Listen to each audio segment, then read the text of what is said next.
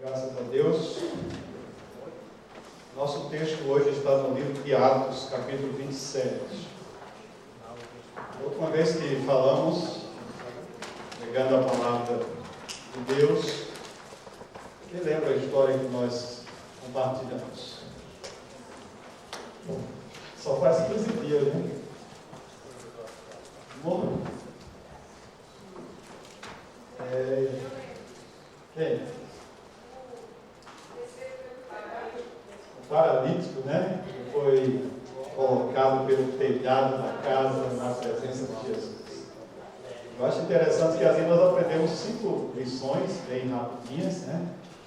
São 5 grupos que se destacaram naquela mensagem. O primeiro são daqueles que vão para ouvir a palavra.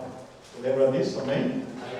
Tem aqueles que vêm para a igreja para ouvir, ouvidos atentos, pessoas que estão aí prontas para ouvir uma palavra de Deus no seu coração. Toda vez que você vem para uma reunião onde está a presença de Jesus, a palavra de Deus, você vai ouvir a palavra de Deus.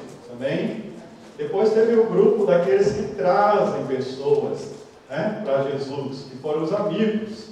Aqueles 4 amigos trouxeram o paralítico, né, fizeram até um buraco no telhado e eles desceram ali. E foi aquele homem abençoado. E vendo a fé deles, aí Jesus abençoou o paralítico.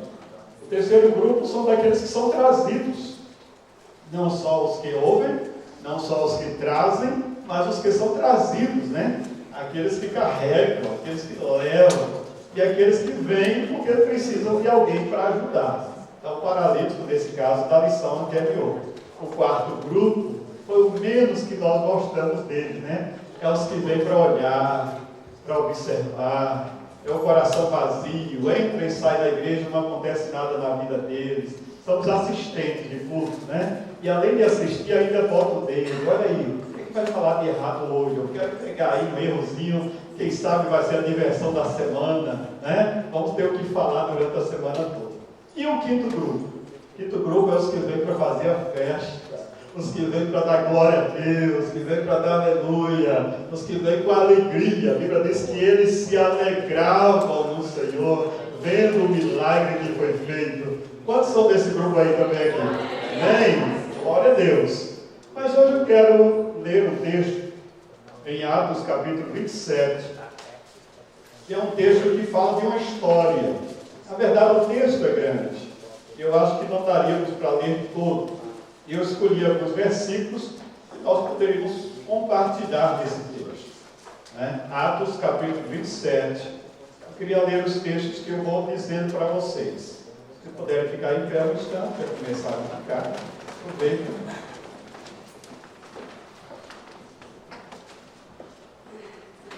Como se determinou que havíamos de navegar para a Itália, entregaram Paulo e alguns presos a um centurião por nome Júlio, da corte Augusta.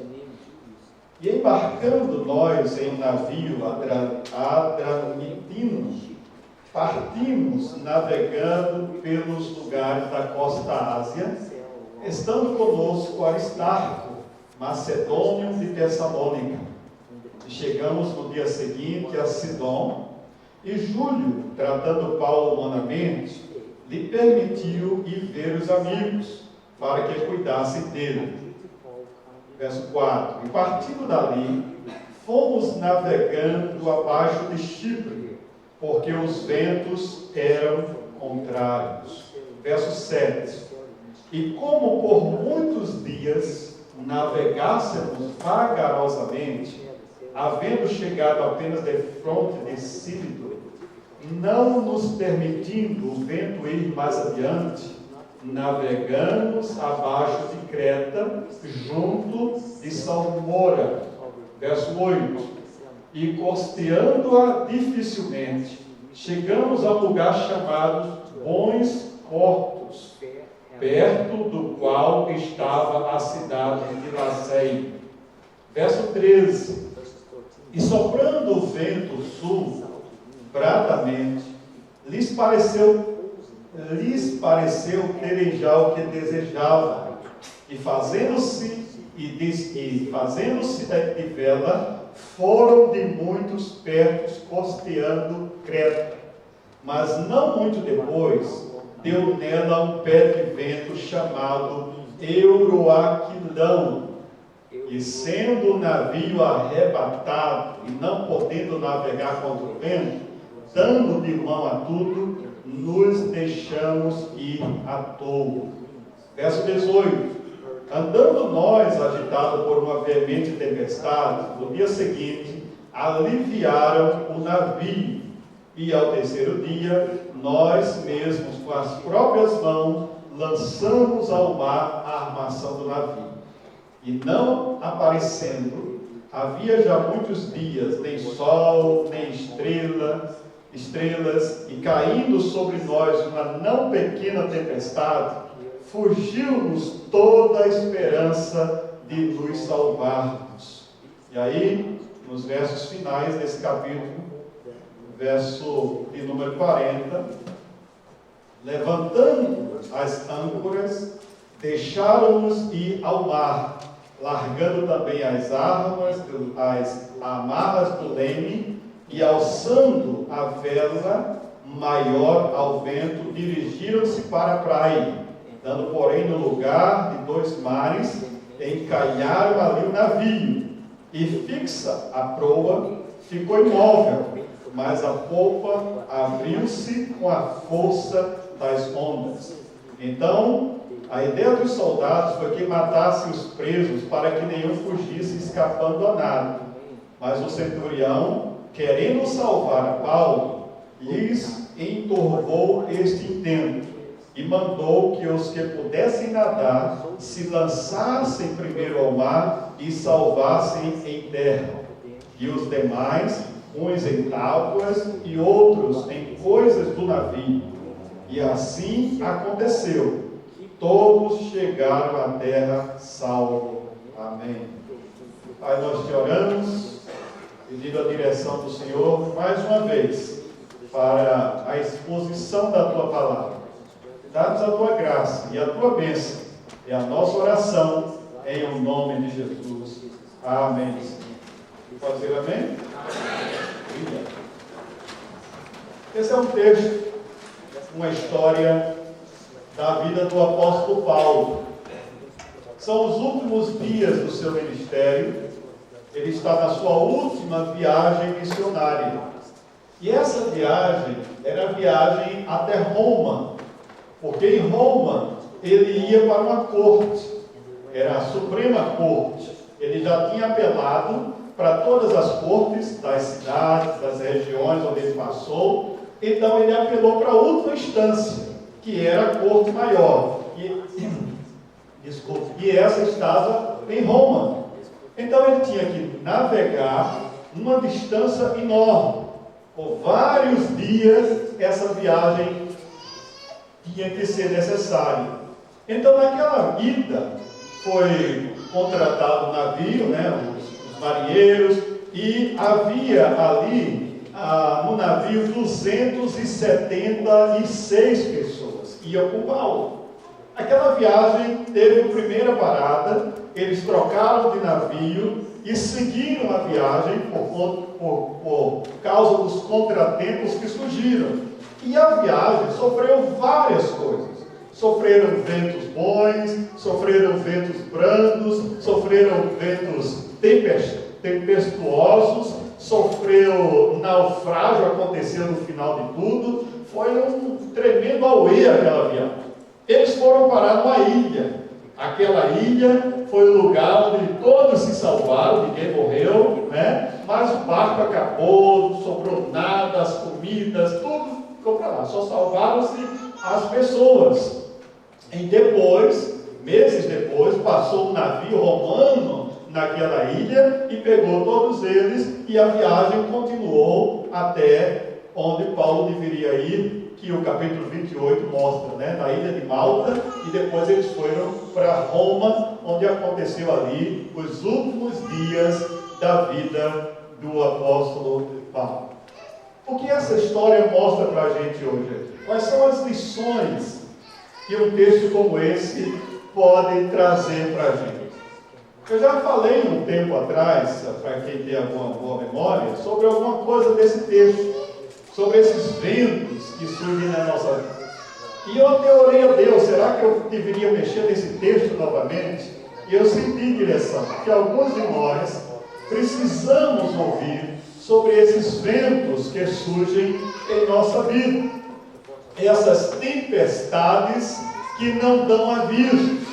Esses momentos onde as dificuldades da vida vão surgir.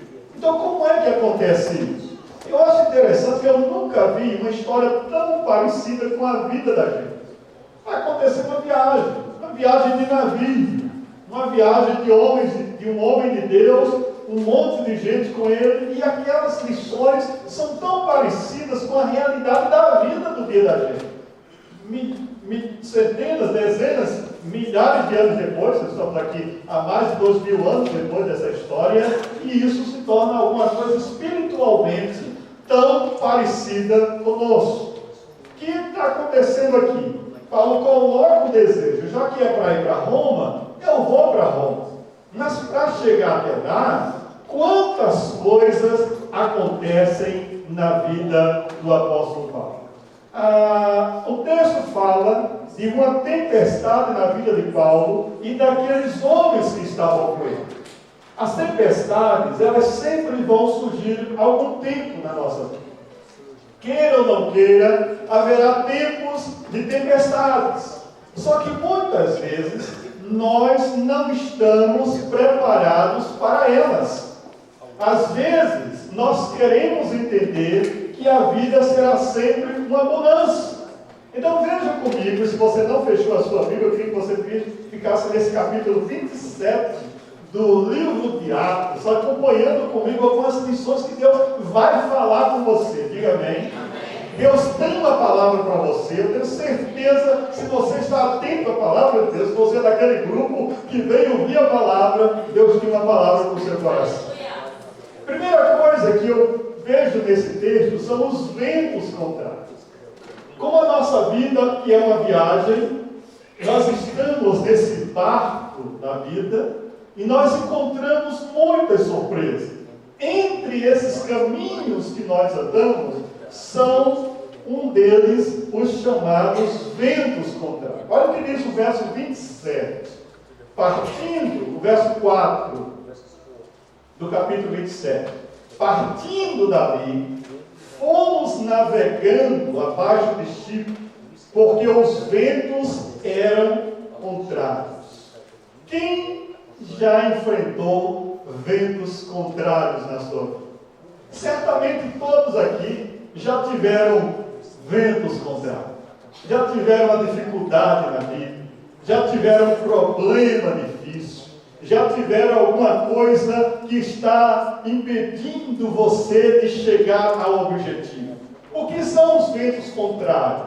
Ventos contrários são aquilo que faz com que nós adiemos os nossos compromissos, as nossas coisas, os nossos alvos. O vento está sempre ao contrário. Nós remamos, fazemos esforços, nos cansamos e aquilo nunca chega. Pastor, quantos anos eu luto por isso? Quantas vezes eu luto por essa necessidade?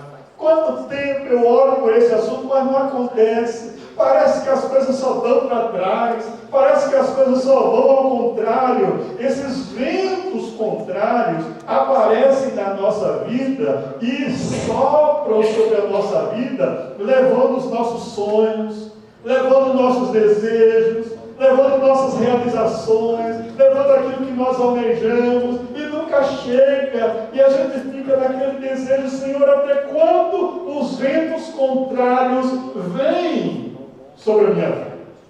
E eu acho interessante, porque o que nós podemos aprender com os ventos contrários é que eles são autônomos. Os ventos não adiantam, eles vêm. Não é você quem determina, não é você quem diz: eu não quero esse vento contrário, a minha oração poderosa vai resolver esse problema. Por incrível que pareça, há um mistério no mundo espiritual que você pode ser um homem de Deus, uma mulher de Deus, uma pessoa temente a Deus, alguém que ora, alguém que se dedica, alguém que é um servo tão fiel ao Senhor, mas as coisas não andam, não está acontecendo, sabe por quê? Porque o vento é o tom, o vento sopra onde quer, ouves a sua voz, mas não sabe de onde ele vem e nem para onde ele vai. Essa história da vida da gente vai acontecer comigo, com você, com o rico, com o pobre, com o preto, com o branco, com o alto, com o baixo. As pessoas em geral sofrem ventos contrários na sua vida. Agora, o que acontece de perigoso nos ventos contrários da nossa vida, quando as coisas não estão dando certo, quando a gente não alcança o nosso sonho, o nosso objetivo, sabe qual é o maior perigo? É soltar o leme e seguir a direção do vento. Ah, já que é assim mesmo, vou deixar. Já que eu não consigo o que eu quero, então, Senhor, deixa que tá. E às vezes, esse é um grande perigo. Porque não podemos soltar o leme numa hora dessa. Mas, pastor, o vento está contrário. Eu não consigo fazer com que os meus planos se realizem. Eu não tenho resposta para essa situação. Mas eu te digo um conselho: nem por isso significa entregar-se à mercê do vento. Sabe por quê, meu irmão, minha irmã? A força do vento, ela vai vir para qualquer vida. E quem se entrega a ele pode se dar muito pior do que a circunstância que você está vivendo atualmente. Então não desista. Segure esse leme. Toma conta, o controle da situação, porque Deus vai dar graça a você para chegar no seu propósito em nome de Jesus. O inimigo se aproveita dessa crise que nós vivemos. Quanto mais a gente está difícil, vem aquelas dúvidas. Olha aí, olha a sua situação. Olha como é que você está, cada dia está piorando. Olha, não resolve. E a gente, se cair nessa mensagem do inimigo, nós vamos de mal a pior. Quantas pessoas aqui enfrentaram ventos contrários, mas não desistiram do leme, eles seguraram firme, eles enfrentaram a tempestade e Deus deu vitória a essas pessoas. Louvado seja o nome do Senhor. Sabe por quê? Porque se você soltar o leme, as coisas vão de mal a pior. Não é assim que devemos deixar as coisas acontecer. Devemos permanecer firmes para os propósitos de Deus. Diga amém. Se Deus disse para você, se você tem promessa de Deus, se alguma coisa tem de Deus escrita ou revelada ou profetizada, não desista das promessas de Deus, porque no tempo e na hora deles, essas promessas vão se cumprir na sua vida. Quem desiste não vai ver. Quem se entrega ao mar, à mercê do vento, não verá, mas quem segura o seu leme vai ver as vitórias de Deus chegar na sua vida. Eu vejo muitos crentes que dizem que tem promessa de Deus, mas a vida deles é uma negação. Gente que diz que é de Deus, que é no caminho, que anda, mas a vida não diz. As atuações não diz, o comportamento não diz, o trabalho para Deus não diz, as formas como ele vive não diz isso. Então eu lhe digo uma coisa: se você soltar esse leme, pensando que vida cristã é só igreja, é só frequentar o culto, não. Vida cristã é um compromisso diário, é a responsabilidade cristã, é o testemunho no dia a dia, é a sua vida, é o estilo de vida que você vive. E a graça de Deus vai estar com você para glorificar o nome do Senhor. Aleluia! Não solte o leme nos ventos contrários. Devemos permanecer firmes nos propósitos de Deus. Sabe por quê? Porque os ventos contrários não são permanentes. Diga amém? Eles vêm quando menos esperamos, mas eles não são permanentes. Amém, glória a Deus. Eles vão passar. Essa tempestade, esse vento vai passar. Esse momento de choro, essa angústia, esse vazio, filho, esse deserto, se você ficar na presença de Deus, se você segurar o seu leme, os seus remos direitos, se você ficar na posição que Deus está te chamando, o vento vai passar e você vai ver a abundância do Senhor Jesus. Tem gente que não quer esperar. Tem gente que fica na crise, na hora do vento, perde o controle, começa a murmuração, começa um comportamento áspero, começa a ver coisa que não existe, começa a ver defeito em tudo. Não, o problema está na crise. A gente na crise vê tudo torcido, mas se você estiver focado em Deus, se você estiver olhando para Jesus, pode ser a tempestade e o vento pode estar contrário, mas Deus vai trazer abundância perto de você. É só uma questão de tempo, é só uma questão de oportunidade, porque esses ventos vão passar. Olha o verso 5 do nosso texto. Ao anoitecer, ou melhor dizendo, quer dizer, Salmo 30, verso 5, não está aí, não está nesse texto aqui, é outro texto. Ao anoitecer pode vir o choro, mas a alegria vem pela manhã.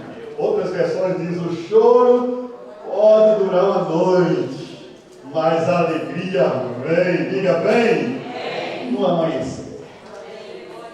Às vezes a gente não quer aguentar passar o teste, não quer passar o vento. Tem gente que é aquele pavio curto, né? O problema dos temperamentos influencia muito nessas crises. O sanguíneo, o colérico, o fleumático, o melancólico se comporta totalmente diferente. Porque na hora que o vento está contrário, o sanguíneo é um jeito, o colérico ninguém aguenta, o fleumático haja paciência, o melancólico nem se fala, né? Então como encarar essa situação? Cuidado para não ser surpreendido com os seus temperamentos. A segunda coisa que nós encontramos nesse texto, além dos ventos que vêm trazendo para nós o que é de contrário, né? Contrariedades, os ventos contrários, o texto fala sobre ventos parados. O que está aí, pastor? Olha o verso 7 do capítulo 27 de Atos. Verso 7 diz, e como por muitos dias navegássemos vagarosamente, havendo chegado apenas de fronte de Sino, não nos permitindo o vento ir mais adiante, navegávamos abaixo de Creta, junto de Salmone. O vento estava aqui, ó. Quem já andou em barco a vela, dependendo do vento, não dá para andar. Se não tem vento, não anda. Quantas vezes a vida da gente está assim parada? Né? Puxa, não anda, as coisas não acontecem. Né? Tem uns que andam para trás, tudo está dando errado, tudo está dando conta, os ventos contrários. Mas tem outros que a vida não anda. Você encontra ele 5 anos depois, como é que está? Rapaz, do mesmo jeito, até a roupa que estava pendurada em tal lugar, está no mesmo lugar ainda. Se você for na casa dele, até o buraco que estava lá, o fio da goteira, o tal, está tudo do mesmo jeito. A vida não anda. Tem gente que parou no tempo, que não tem mais sentido, que perdeu o povo, que desistiu de ser feliz, que disse, não, esse vento desse jeito não dá, eu não vou mais, né? Então, essas pessoas que enfrentam ventos parados, eu sei que alguns talvez aqui possam dizer, mas isso não é comigo, mas avalia, de vez em quando a gente quer parar tudo. Diz um ditado aí que é chutar o balde, né? E outros dizem chutar o balde que vai limpar. Você mesmo, então vai ter que fazer alguma coisa. Mas a moral da história é que os ventos parados significam gente que paralisa, que estagna, que não anda, que a vida não faz progresso, que não tem projeto, que não tem plano.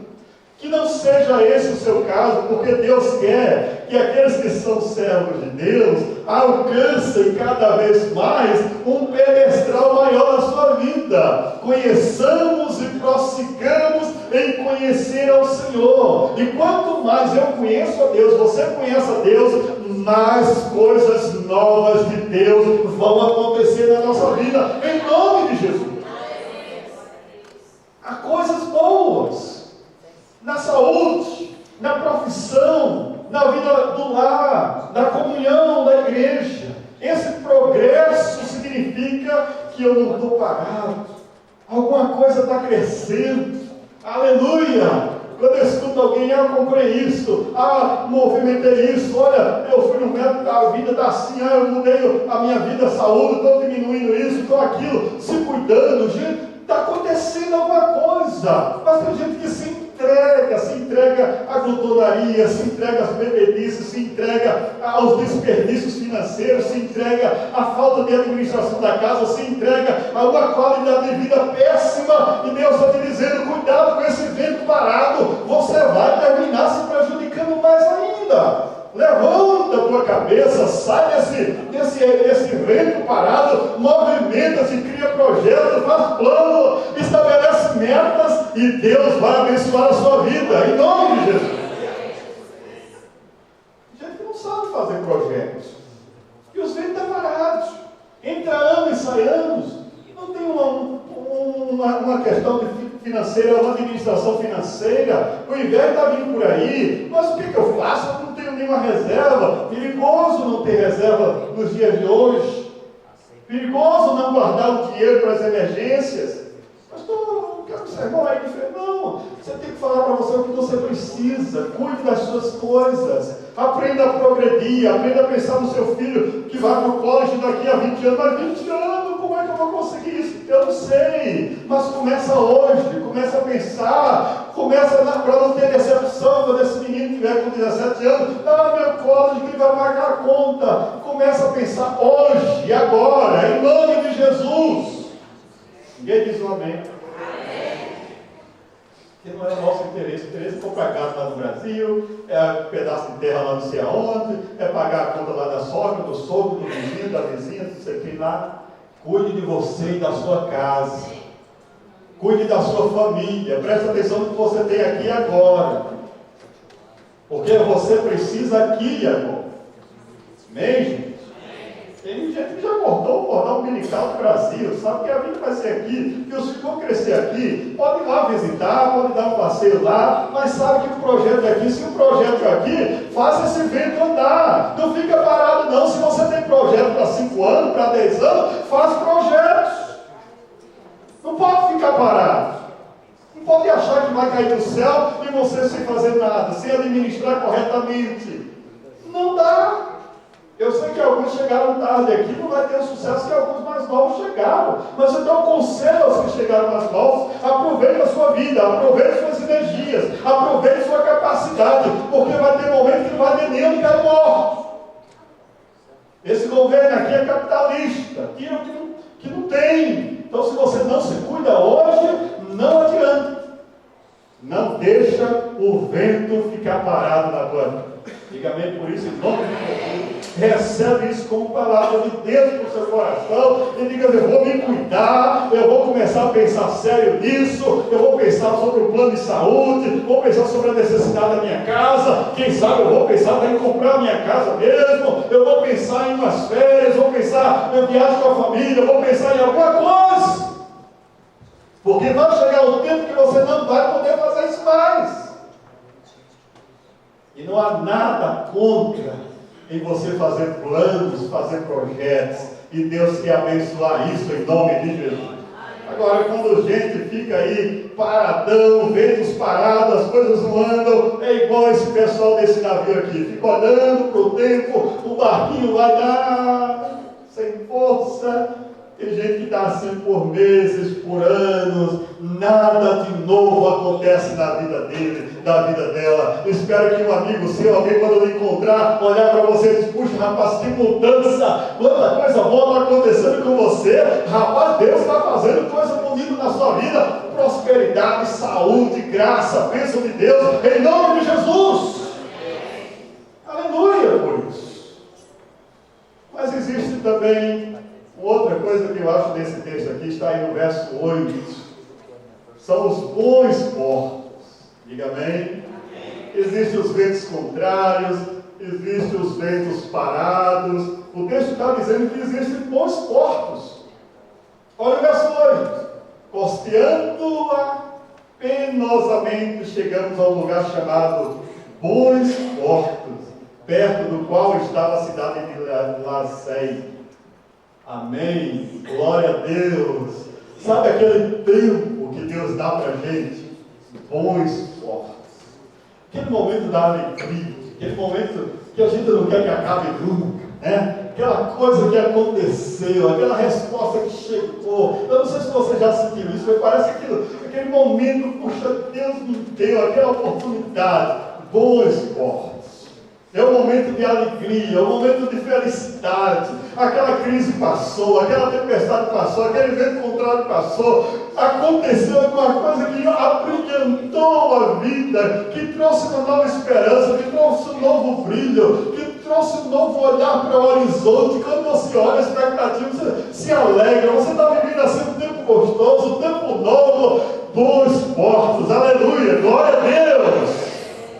Esses bons portos, queira Deus que todos aqui tenham um momento de vivê-los. Às vezes eu encontro gente reclamando, gente lamentando, gente só dizendo que a vida é ruim, que é amarga, que você tenha momentos de chegar a bons portos, a um lugar seguro, onde você diz, puxa, eu estou indo bem, amém? Puxa, está dando certo, glória a Deus, as coisas estão acontecendo, bons portos, você começa a ver coisas boas acontecendo. Alguma coisa está dando sinal, alguma coisa está voltando, aquilo que você perdeu voltou, aquilo que você tinha sido destruído foi restaurado. Os bons portos trazem esse cafuné de Deus para dentro do coração da gente, e a gente agradece a Ele todo dia. Obrigado, Senhor, bons portos. Aleluia! Espero que esse tempo venha para você. Se não está vivendo, que você levante, que você olhe para você, está tudo inteiro. Você diga glória a Deus, está tudo no lugar, está tudo perfeitozinho. Isso é bons portos. Ter saúde é ter um lugar seguro. Aleluia! É você olhar para a sua casa, seu filho, poder abraçá-lo, a sua filha, poder beijar, aquele lugar que é seu, aquele lugar que você dorme, aquela intimidade com a esposa, aquele momento, bons portos, aleluia, nem tudo é ruim, nem tudo está mal, nem tudo é tristeza. Eu tenho lugar para me aconchegar, eu tenho uma família para estar junto, eu tenho lugar para me alegrar, bons portos, aleluia, louvado seja o nome do Senhor. Tem gente que olha, entra em casa, sai, não tem prazer, não tem alegria, não tem gosto. Vamos mudar esse sentido, vamos olhar para a vida diferente. Entra na sua casa, a casa é sua, em nome de Jesus. Essas coisas podem estar virando o contrário, estar virando a tempestade. Vai mudar tudo para um lugar seguro, para um lugar de graça, um lugar da presença de Deus, onde o nome do Senhor seja glorificado ali. Onde são os bons portos? Os bons portos podem acontecer na vida do irmão que chega para a gente e encoraja a gente. Lembra aquela situação que a gente está na crise? Chega aquela pessoa de Deus, aquele anjo do Senhor. Não sei se você já passou por isso.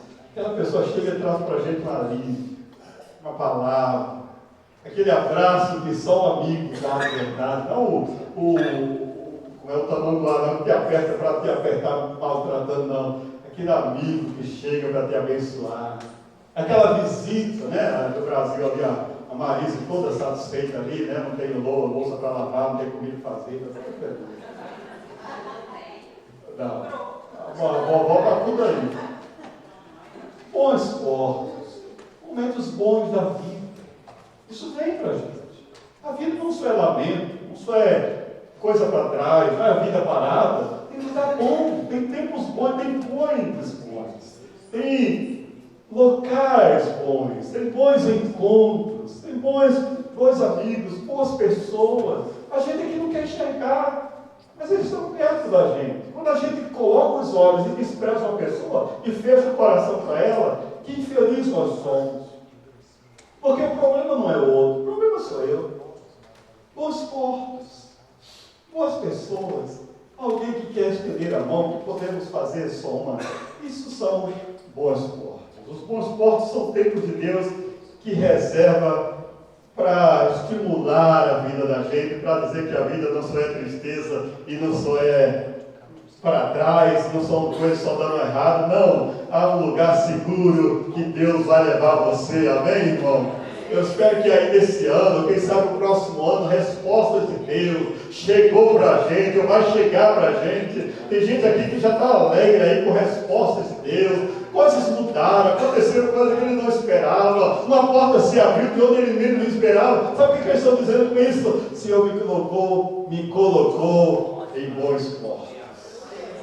Amém? Aleluia! Louvado seja Deus! Mas sabe qual é o perigo dos bons portos? É a gente querer ficar parado neles. É a gente querer gostar da vida do jeito que ela está. Está bom demais. E a gente pode esquecer que a vida continua. Olha o que diz o verso 13. Vem aqui os ventos chamados ventos brandos. Quais são os ventos brandos? Verso 13 diz: soprando brandamente o vento sul, e pensando eles ter alcançado o que desejavam, levantaram âncora e foram acosteando mais de perto a ilha de Creta. Duas coisas acontecem quando a gente entra nesse chamado ventos brandos. Primeiro, eles não ouviram os conselhos de Paulo. Vem comigo aqui, igreja. Às vezes Deus tem uma palavra aqui, profética para você.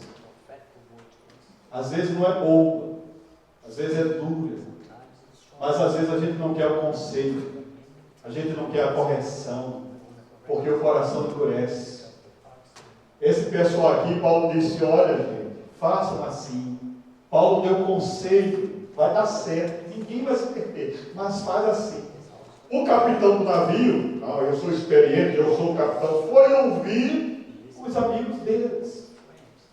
Às vezes as pessoas são assim, eles não escutam o que é importante, e eles arriscam no mar as suas decisões, e às vezes está depois se lamentando, está reclamando, está chorando, aí vem: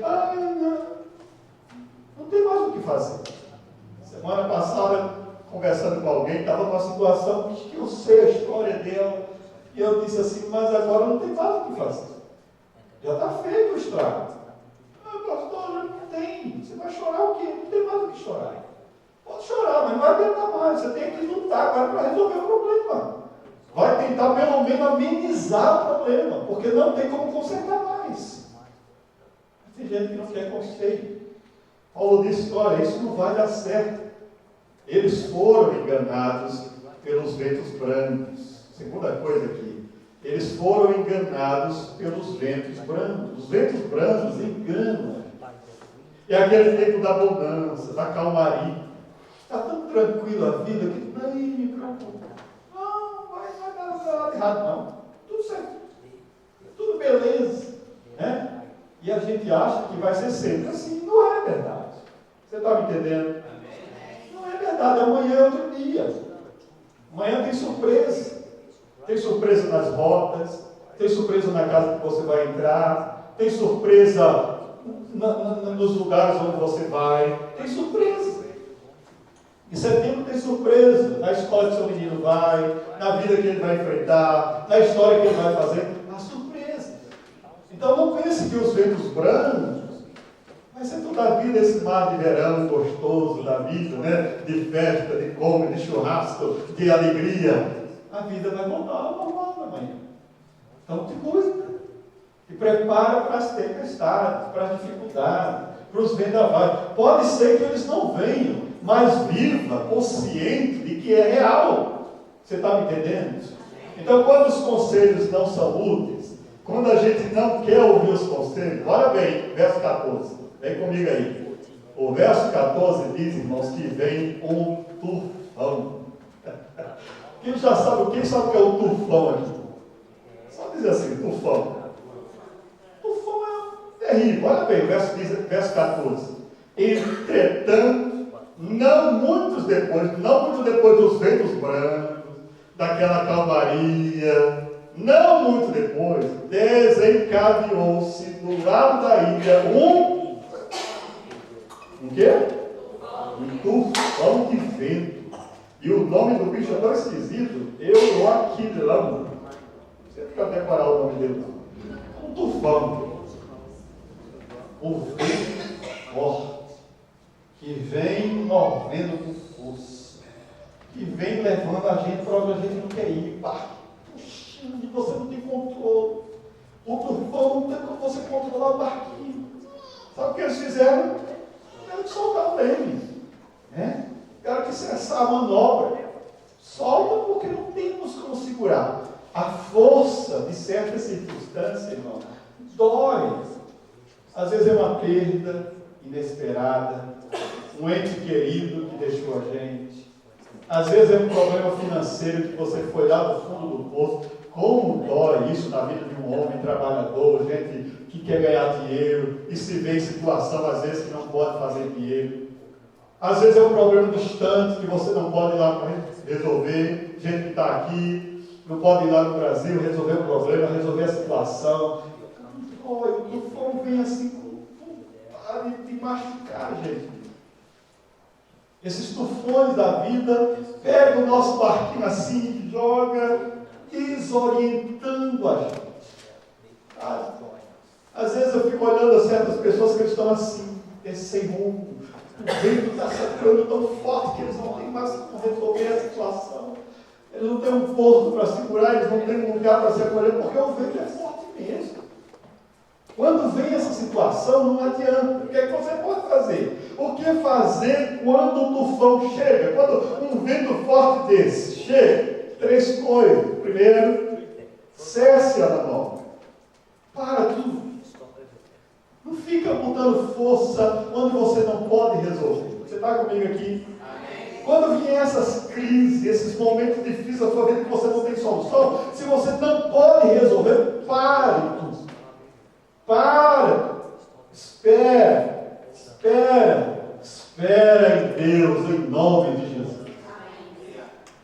Porque o Senhor dos Exércitos está conosco. O Deus de Jacó é o nosso refúgio. Gente que quer lutar contra esse vento, não vai conseguir. Sua força não consegue. Sua capacidade não vai dar certo. Para tudo. Cessa a manobra. Olha no verso 15. E sendo o navio arrastado com violência, isso é o que o tufão faz, sem poder resistir ao vento, cessamos a manobra e nós fomos deixados levar.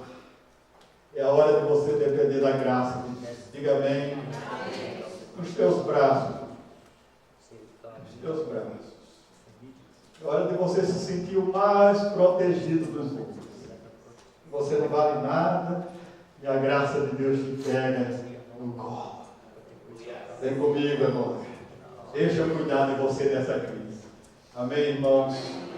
Tem hora que dói, que a gente só geme. Fica no cantinho ali só gemendo. Jesus ali com você. Não faz nada. Fica quietinho. Espera no Senhor. Tem gente aqui que já passou por isso. Tem gente aqui que já gemeu, já chorou no cantinho ali, as lágrimas caindo. Mas superando. Sabe por quê? Porque não é hora de fazer nada. Tem que esperar. Quando eu digo esperar em Deus mesmo. Total dependência dele, amém? Não é querer inventar, não, para. Em nome de Jesus, fica quietinho. Faça uma águia, volta para o seu ninho, fica ali cuidando das suas asas para tirar essas penas velhas. Aí voltar a ser uma nova águia. Precisa voltar a um lugar tranquilo. Primeira coisa, faz isso.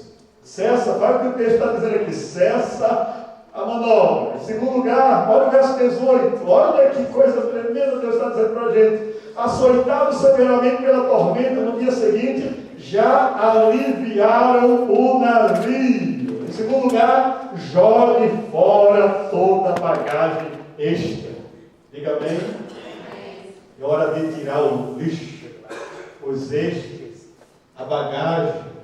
Às vezes nem é lixo, às vezes é coisa que vai ter que renunciar. Às vezes o navio aqui, comida, coisas boas, sabe por que ele tinha que desfazer disso? Porque era uma emergência. Em hora de emergência, tem que se desfazer de algumas coisas. Eu sei que dói.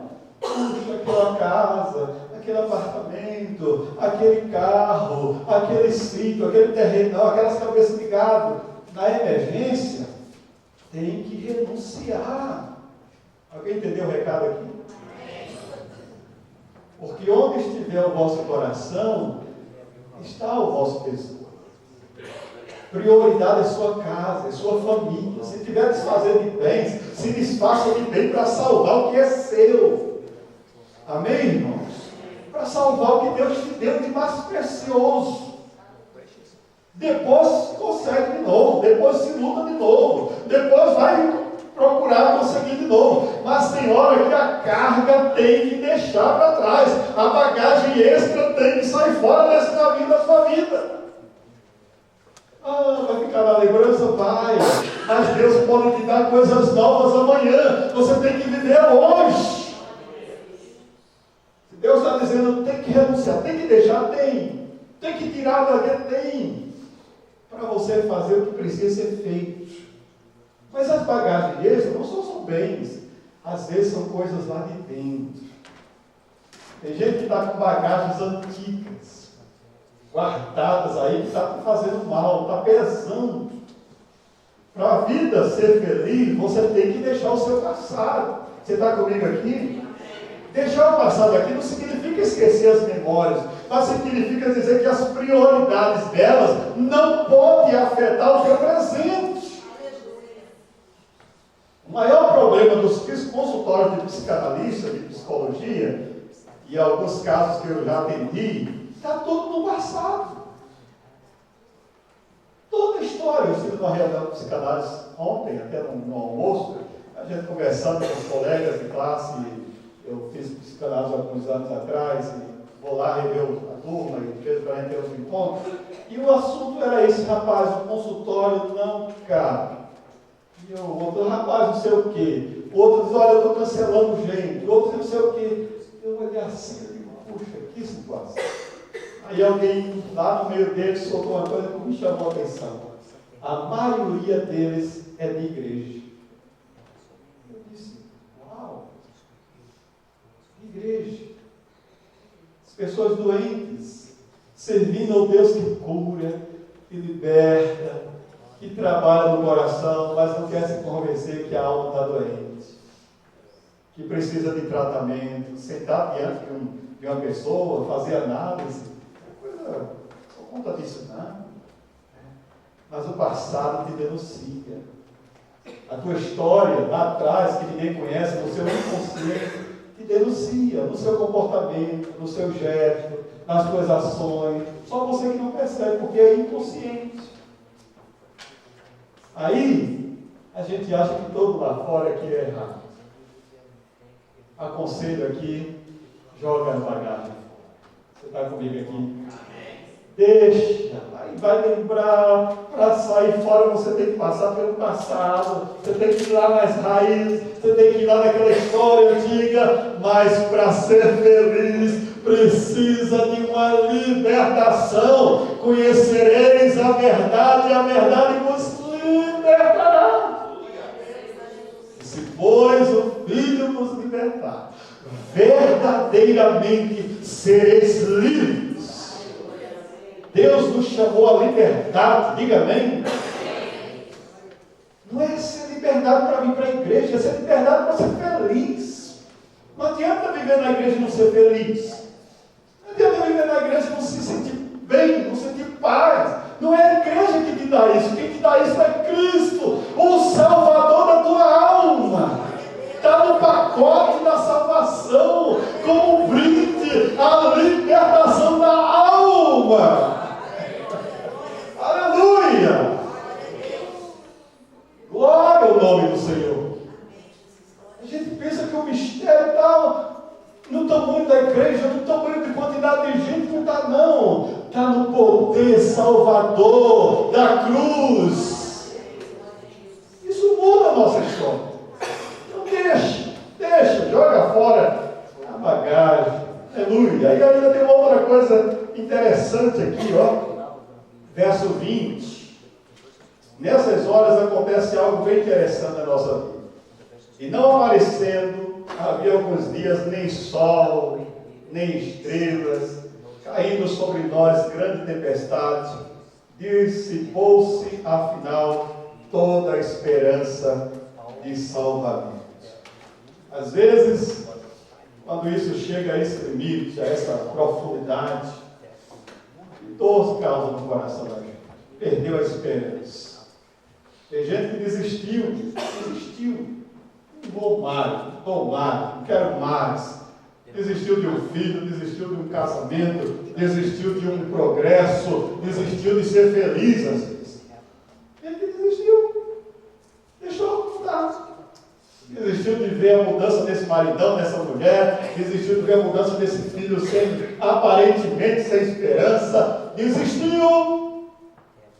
Aí diz o texto aqui que essas pessoas era escuridão, não tínhamos sol, não via lua, o tempo ficou tão escuro. Aqueles marinheiros naquela época precisavam de um instrumentozinho chamado bússola. Como é que eu vou me orientar se eu não vejo o sol, se eu não vejo a lua, se não tem nada? Tem tempo na nossa vida que a gente não enxerga, não tem para onde caminhar. Aí é preciso o quê? Muita graça de Deus. Precisa muita sabedoria do Senhor. Precisa aliviar as cargas. Precisa ter cuidado de não se desesperar. Mas aí, irmãos, tem coisas que é inevitável. Olha o verso 41. Dando, porém, no lugar onde duas correntes se encontravam, encalharam ali o navio. A proa encravou-se e ficou imóvel, mas a polpa se abria pela violência do mar. Pastor, eu já deixei as bagagens, pastor, eu já andei calmo, já fiquei quietinho, mas o vento continua levando o meu barquinho. Ele bateu com força e quebrou, arrebentou. E agora? Naufrágio. O naufrágio aqui, eu estou terminando a nossa mensagem, é interessante lembrar que os naufrágios podem acontecer. Que o barquinho da gente pode afundar. Que as esperanças podem minar. Que os sonhos podem subir. Que os desejos imaginários que nós estabelecemos para a vida da América, para tudo que eu queria aqui, as árvores que tinha folhas de dólar, eu ia só lá pegar, encher os sacos, encher meu colchão, aqueles montes de dinheiro que eu ia ganhar aqui para comprar minha casa no Brasil, minha mansão maravilhosa, aquela vida boa que eu ia andar aqui igual o filho de Lula, né, com aquelas Ferrari douradas, passeando lá no Paraguai. Ah, como eu queria essa vida! Naufragou. E agora, pastor? Não está dando certo. O meu sonho não é como eu queria. Sabe, irmãos, eu queria terminar com você com duas observações diante de toda essa história que nós começamos aqui. Precisamos tomar cuidado com o perigo. Alguns erros que não podemos praticá-los. Primeiro, a soberania de Deus não isenta o esforço humano. Diga amém por isso. E deixa eu explicar isso aqui. Espero que a tua vida nunca chegue a naufragar. Que o teu barquinho encontre o lugar certo. Diz amém, em nome de Jesus. Que vai dar certo, que a coisa vai acontecer, que coisas boas virão, que você vai ficar no porto seguro, que as coisas vão prosperar em nome de Jesus. Mas, se o teu barco naufragar, se as coisas vierem a não dar certo, lembre-se, você está vivo. Diga amém. E você pode começar tudo de novo. Você pode reiniciar tudo. Você pode arregaçar as mangas e dizer: vamos de novo. Vamos de novo. Em nome de Jesus. Recomeçar é para valentes. Recomeçar é para gente determinada. Recomeçar é para gente corajosa. Perdi tudo, pastor. O naufrágio foi violento, meu barquinho foi onde eu não queria. Tudo bem, mas se você está vivo, levanta, diz o ditado por aí, sacode a poeira e dá a volta por cima. Volta triunfante, volta olhando por cima. Vai dar certo em nome de Jesus. Primeira coisa, a soberania de Deus não isenta o esforço humano. Não espere que Deus vai chorar por você. Não espere que Deus vai ficar olhando para você e vai dizer, ai, coitadinho. Não, não. Levanta. Sai dessa mesmice, sai dessa acomodação, sai dessas amarras, sai dessa depressão, sai desse sistema bruto que está te prendendo a esse abismo. Sai, levanta, volta para a luta, e Deus vai recompensar tudo na sua vida, com o seu braço, com a sua força, com a sua saúde, com a sua geração, em nome de Jesus. Olha para o Senhor que você quer ver. Versos 30 e verso 31, eu acho interessante que ninguém se perdeu, todos ficaram vivos. Esse é o segredo. Nossos bens, às vezes Deus prova você com o que você tem. Lembra de Jó? Deu tudo. Não pense que não pode acontecer com você, não. Você não é melhor do que Jó. Nenhum, nem eu. Mas se isso um dia vier a acontecer, creia na profecia, na promessa. Eu sei que o meu Redentor vive e por fim se levantará sobre a terra. Louvado seja o nome de Deus. Primeira coisa, creia na soberania de Deus, mas entenda que você tem condições humanas para lutar, para batalhar, para ser próspero, em nome de Jesus. Tem alguns aqui que a sua história vai continuar com os seus filhos.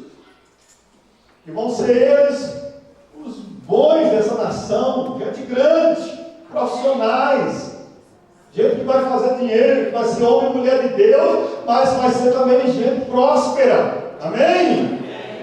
Talvez você e eu não podemos fazer muito, mas a gente vai ver, nós vamos ver os nossos filhos fazendo grandes coisas nesse país, em nome de Jesus. Segunda e última coisa, se o naufrágio foi inevitável, tente sobreviver. Verso 39 a 44. Tente sobreviver. Tem gente que vai para o fundo do poço e não quer sair mais. É uma lamúria, é uma lamentação, é uma tristeza, é um dó. Né? Não.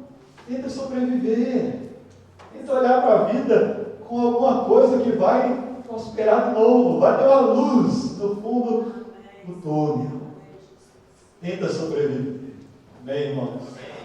E isso aí significa dizer que com toda essa história dos ventos da nossa vida, os que vier, seja naufrágio ou seja bons portos, Deus tem um plano em cada um de nós. Para cada um de nós, Deus tem um propósito. Se você é dos que lutam, que vão à luta, carregar suas mangas, nunca vai ter tempo difícil que não possa ser superado. Os tempos difíceis virão, mas você vai levantar-se com graça e vai dar a volta por cima em nome de Jesus. Quantos creem nisso? Diga amém. Pode ficar em pé no seu lugar, em nome de Jesus.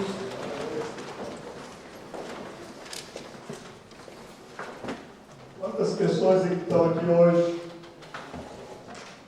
cujas coisas não estão indo bem, cujos lemes não estão fáceis de manobrar, e que precisam hoje colocar diante de Deus essa necessidade, para Deus te conseguir conduzir a bons portos. Quem porventura nessa noite está com o barquinho sem rumo, porque está à mercê dessa tempestade, te levando para que você não quer ir, você não consegue dominar. Descansa em Deus. Não faz esforço onde você não pode fazer nada.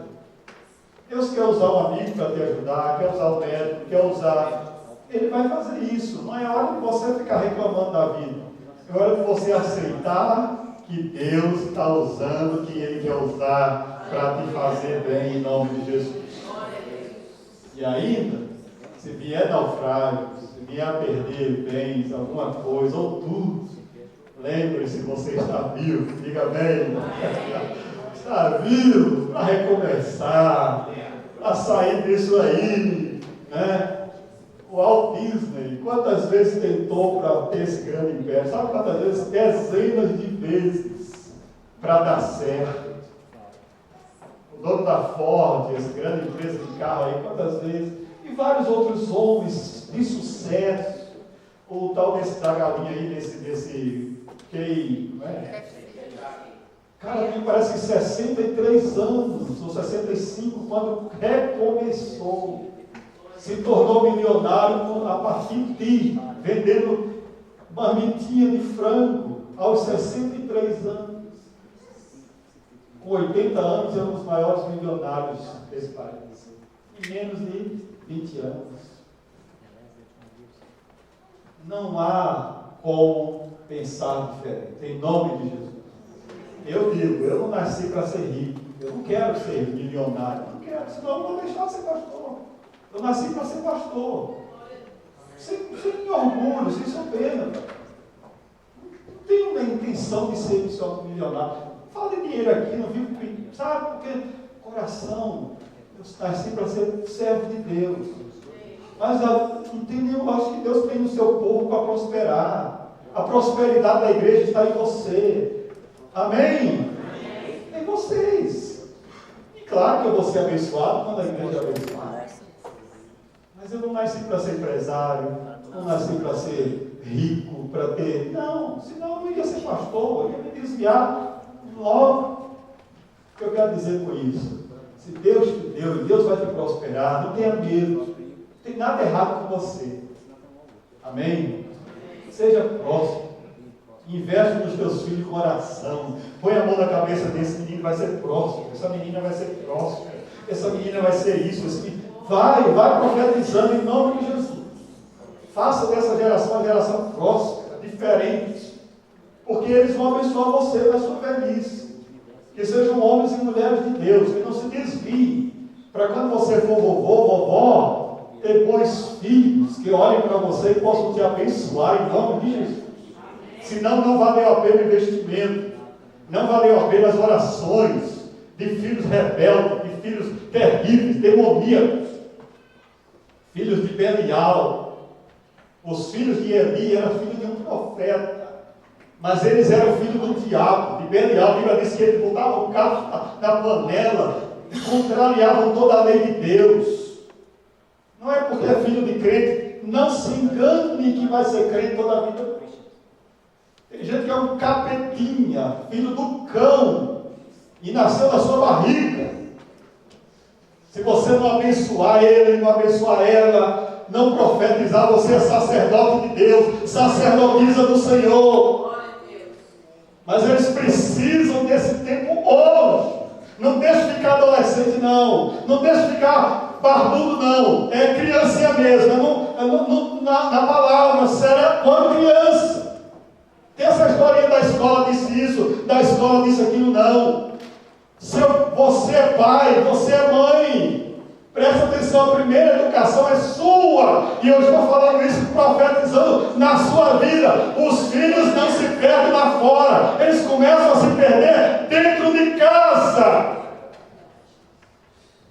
A exemplo do filho pródigo. Tanto tempo com você, você nunca me deu nada. Meu filho, tudo que eu tenho é teu. Você nunca enxergou isso? Tem gente que se perde dentro de casa. Só falta ficar adolescente, adulto, ficar independente, viver na gandaia, cair no mundão. Pode clamar, irmãos. A gente está vivendo uma geração assim. Filhos rebeldes, filhos terríveis. Mas Deus não nos deu filhos para o inferno. Deus nos deu filhos para criar para Ele. E essa é a nossa missão de pai crente, de mãe crente. Criar filhos para Deus. Diga amém por isso. Em nome de Jesus. Agora cumpra o seu papel. Seja homem, seja mulher. Cumpra o seu papel dentro de casa, enquanto é tempo. E não venha reclamar da igreja amanhã, que a igreja é isso, que a igreja é aquilo. Não é a igreja, não. A educação começa em casa. Vou dizer isso quantas vezes eu preciso. Pastor não é culpado de estou extrapolando o tempo ali, mas sei que é Deus que está mandando dizer isso para você. Em nome de Jesus. Adianta passar a mão para erro de menino traquino. Adianta fazer que não está vendo a perversidade acontecendo, porque se não corrigir cedo, não adianta chorar amanhã não. Vai tirar ele lá da droga, da delegacia, vai estar carregando coisinha nas lojas dos outros, para pegar o que não é dele, vai fazer o que não deve. Entre outras coisas, a vida oferece droga na porta da escola, e etc, etc. Somos nós, com muito pesar e às vezes dor no coração, eu digo, criamos filhos para Deus, em nome de Jesus, mas nem sempre é fácil. Algumas pessoas me recriminaram muito que eu criava meus filhos. Eu dou graças a Deus que eu posso soltar ele em qualquer lugar desse planeta. Eles vão e voltam, eu sei os filhos que eu tenho. Em nome de Jesus, debaixo do sangue de Jesus. Então, onde estiverem, mensagem, fala ainda hoje, dá satisfação, tudo parruda, tudo não, só tenho um filho para filho, é parruda, né? Debaixo do sangue de Jesus, esse extra para nos levar hoje a clamar. Mês de agosto vai ser mês de oração pelas famílias também, pelos lares, pelos filhos, momento de intercessão, nesses pequenos grupos, procure um, vai lá orar com o grupo, vai lá com o povo, em nome de Jesus. Amém? Vamos agradecer a Deus por hoje. Obrigado, Deus, pela tua palavra, por aquilo mais que o Senhor complementou nesse momento. Pedimos perdão ao Senhor, nossas falhas e fraquezas. A graça do Senhor nos assiste nesses tempos difíceis que estamos vivendo. Tua palavra diz que os dias são maus, e não adianta fechar os olhos para isso. Os dias são maus. Pedimos perdão por muitas vezes não estar enxergando essa gravidade dos sinais desses últimos dias. Queremos a coisa tranquila, os ventos brancos, mas as tempestades surgem também. Dá-nos graça, estejamos preparados para os dias difíceis, dependendo do Senhor, sabedoria, ouvindo a tua palavra, aprendendo mais do Senhor, orando em casa, orando pelo marido, a esposa, pelos filhos, impondo as mãos, ministrando ao inimigo que ele saia da nossa casa, reta de dentro do nosso lar, em nome de Jesus, sai! Abençoamos cada família aqui nessa noite, Senhor. São servos teus, são homens e mulheres do Senhor, gente de Deus que está aqui hoje ouvindo a tua palavra, e essa palavra vai trazer a eles coisas boas, compromisso, mudança, determinação, propósitos novos, e vão sair decretando, declarando que o Senhor é Deus na vida deles, na vida da casa, na vida da família, no trabalho, para a glória do nome do Senhor. Em nome de Jesus. Cuida dos nossos filhos, esposa, maridos, família, Jeová. Guarda a tua igreja essa semana, cobre-nos com teu sangue, Senhor. É a nossa oração com gratidão, em nome de Jesus. Que o amor de Deus, a graça do Senhor Jesus, a comunhão e as doces consolações do Espírito Santo, seja sobre nós, sobre todo o povo de Deus, hoje, para todos sempre. A igreja diz: amém. Deus te abençoe, uma boa semana, em vitória.